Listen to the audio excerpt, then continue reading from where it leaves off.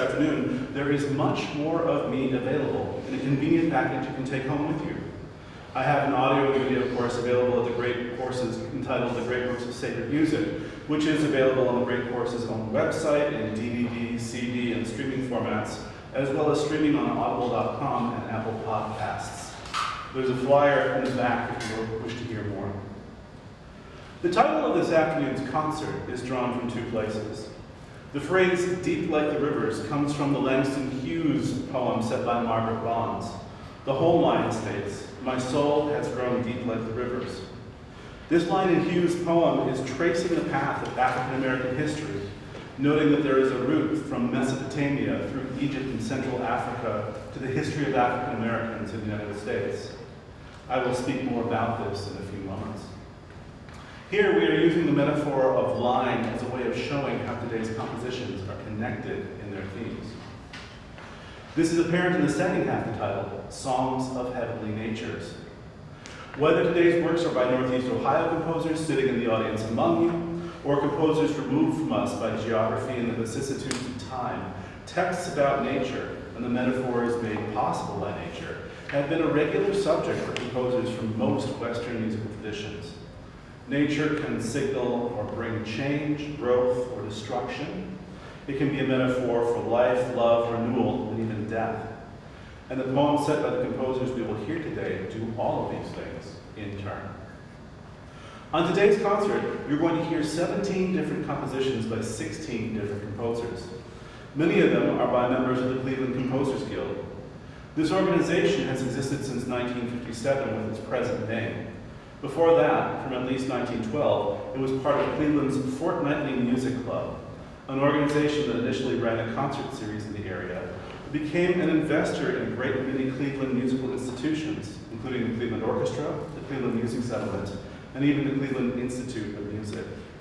The Cleveland Composers Guild was originally the manuscript section of the Fortnightly, meeting every so often to play for new compositions of its members not printed, but still handwritten, thus manuscript. The Cleveland Composers Guild itself presents concerts and produces recordings of work by its members, and does educational programming throughout the musical season. The Guild today consists of professional composers resident in Northeastern Ohio. Many are full-time teaching at local colleges and universities, and some are composers as well as performing instrumental or vocal musicians. And most have compositions that have been performed locally, nationally, and internationally. The works by the Cleveland Composers Guild you will hear today are ones that were chosen through a blind selection process. Guild members anonymously submitted compositions to a committee of 3 Cleveland Chamber Choir members, which were our acting artistic director, Gregory Risto, as well as Jelani Watkins and Peter Wright, who have both served as assistant conductors for the choir's concerts this year and are singing today.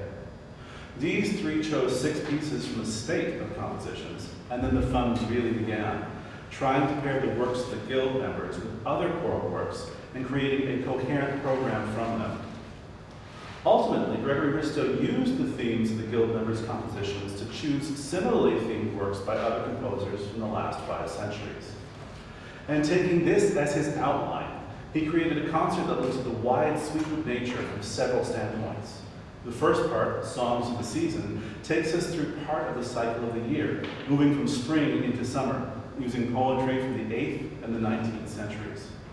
Spring is first represented with Chen Yi's Spring Dreams, a soundscape about rain and the first blossoms of the season by 8th century poet Manuel Ran.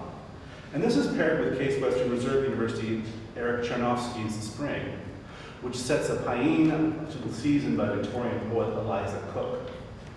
The musical settings are as diverse as the poetry each composer uses. Chen Yi's work includes pentatonic lines and brief aleatoric sections, in this case, vocal improvisation that is not fixed, so no 2 performances of this work will ever be alike. Chernovsky presents a mixture of declamatory style singing with lush neo-romantic harmonies. Besides the subject of spring itself, both pieces are linked through their occasional sonic depiction of birdsong. We will then hear 2 selections from Jonathan Dove's The Passing of the Year. These are settings of 19th century poets William Blake and Emily Dickinson. Dove sets Blake's The Narrow Bud opens in a manner that almost mixes what we hear from Yee and Chernovsky. A spacious opening with column response patterns between the soloist and the rest of the choir, gives way to a more declamatory section that includes piano figuration that is again reminiscent of birdsong. In contrast, Dove's study of Dickinson's Answer July gives us a stuttering beginning, mimicking the erratic flight patterns of bees, punctuated with occasional gorgeous full choir declamations. With Ina Onofre's setting of part of Henry Wadsworth Longfellow's Rain in the Summer, we return to a depiction of rain at the end of this part of the concert, here in a slow, mostly declamatory style. Hopefully, the beautiful singing of the choir will not invoke more rain in their singing of Yi and Aronofsky's works. I think we've already had enough this weekend, haven't we? The second part of the concert, Entering Nature, concentrates on flowing, streams, rivers, the sea, and a road. The poetry for the pieces in this section ranges from the late 19th century through the 20th. Carl Haxo's Seagrass, a setting of Sarah Teasdale, I Would Live in Your Love, is a seemingly innocent meditation of the themes of love and dedication to another person, through the metaphor of ever-moving seagrass within an ocean. Haxo sets each verse of Teasdale's poem with mostly the same musical material, but introduces subtle variations as each verse continues. Like seagrass itself, the verses seem to be sonically in the same space, but move differently each time you hear them. The ending of the piece is also deliciously ambiguous. Is this a questioning of the dedication depicted by Teasdale, or merely a sign that such dedication is not yet finished and will continue? Teasdale's dedication is counterpoised by the seemingly flippant desire of a stream for a flower. In Gabriel Fauré's setting of the anonymous Le Rousseau for women's voices, the stream offers desire based on its suave flair. This is a desire that will kill the flower, who wisely ignores the stream's entreaties. If Fauré sets a flippant text in a gorgeous manner, Margaret Bond's The Negro Speaks of Rivers, a setting of the poem by the same name by Langston Hughes, is much more serious in both its purpose and execution. Hughes's poem traces the connection of African Americans throughout their history in Mesopotamia, ancient Egypt, and the Congo on the way to the Mississippi. Bonds emphasizes this continuity by accompanying Hughes's text with a short rhythmic motive that is repeated continuously throughout the entire composition. Repetition and variation continues in Ryan Charles Raymer's Rules as well. The original alto soloist's line, which presents the complete text, comes back in various levels of completion throughout the rest of the piece. Sometimes the verse is presented in multiple modulations, sometimes it is fragmented between the vocalists and the piano accompaniment. Sometimes the choral part briefly moves off into an entirely new strain. Like Teasdale's poems for Seagrass, Terry Stokes' poem is ultimately about dedication. The third part of the concert, A New Frostiana, features three texts by American poet Robert Frost.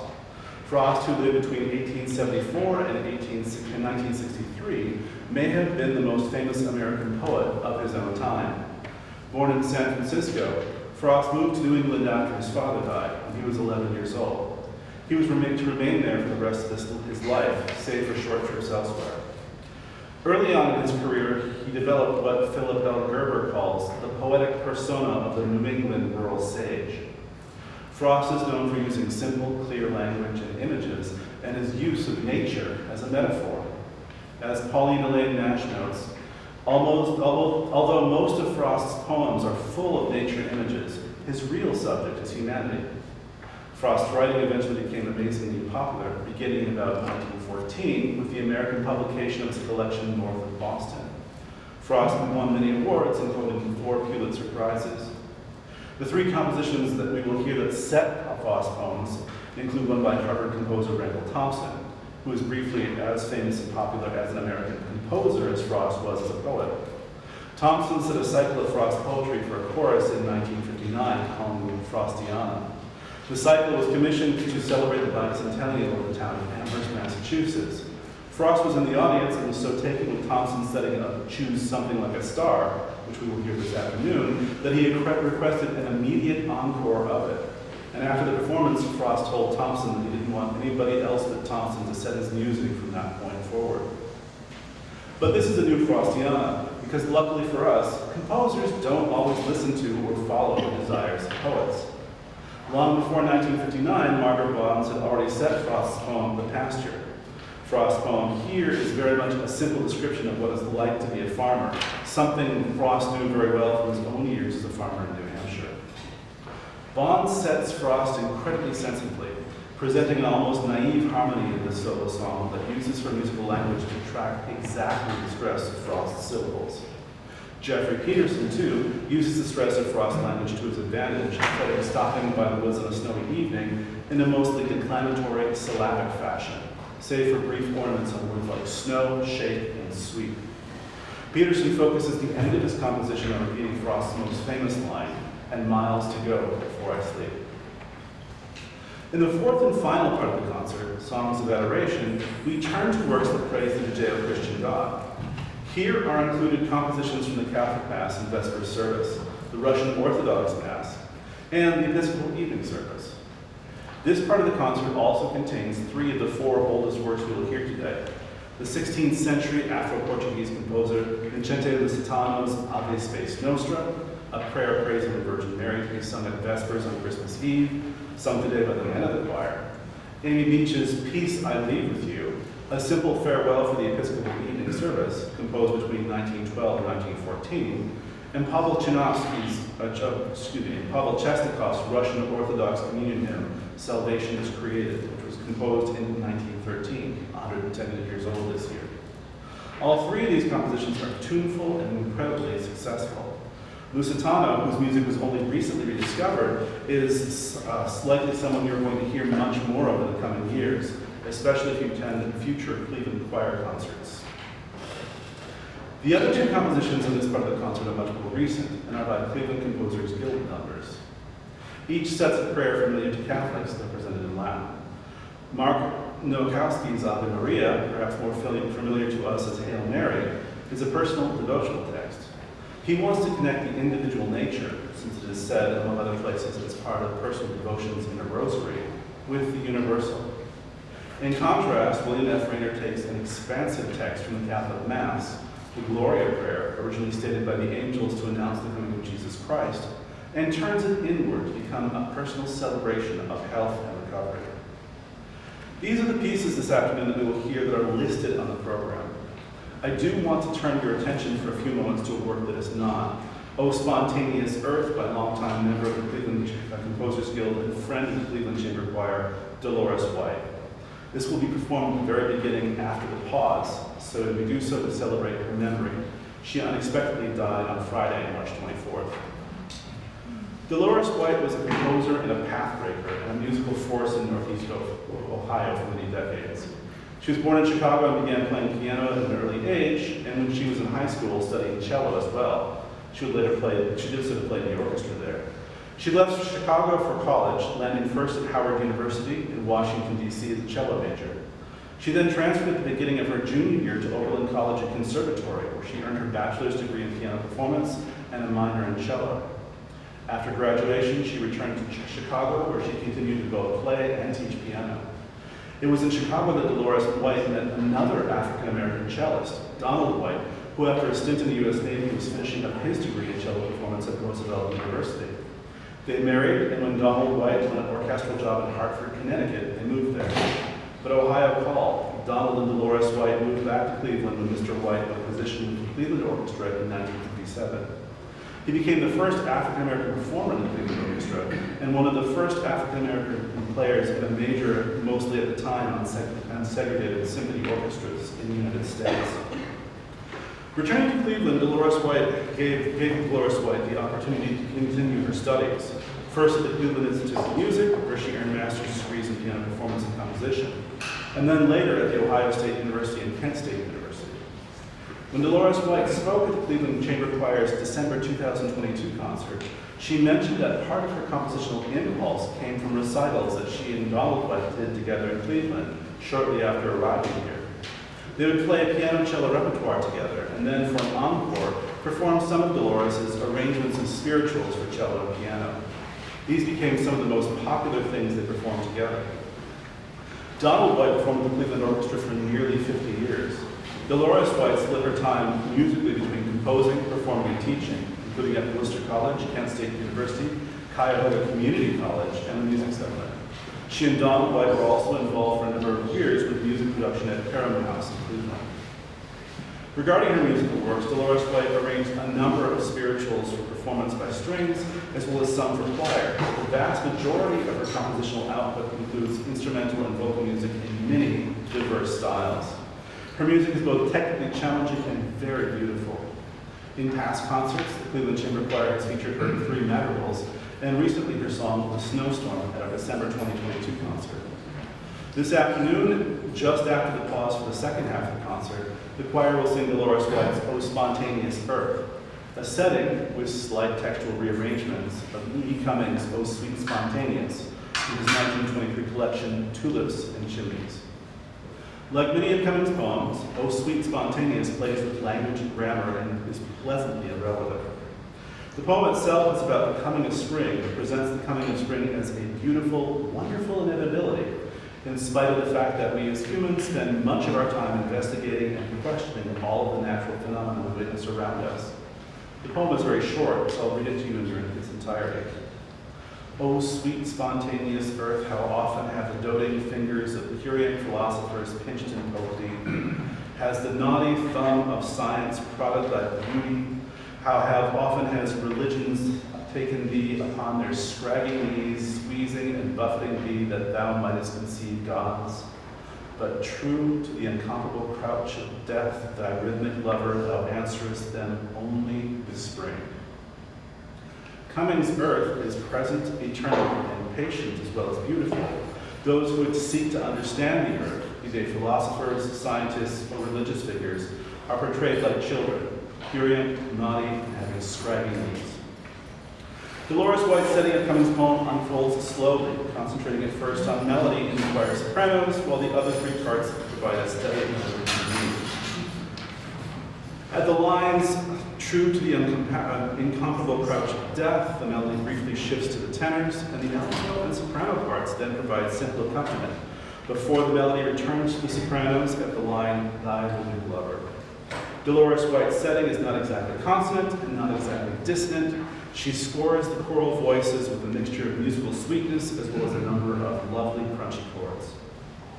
There is one textual element Dolores White adds that is not in Cummings' poem.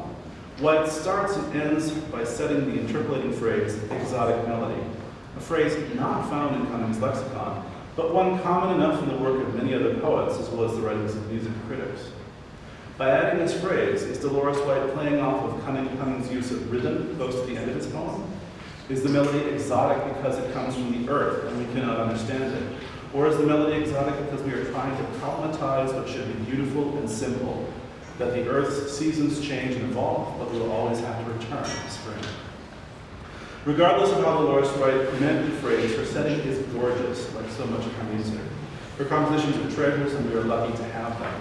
But even though we still have her music, Dolores White will certainly be missed. Deep Like the Rivers, the Songs of Heavenly Natures is a concert that was born out of collaboration between the Cleveland Composers Guild and the Cleveland Chamber Choir.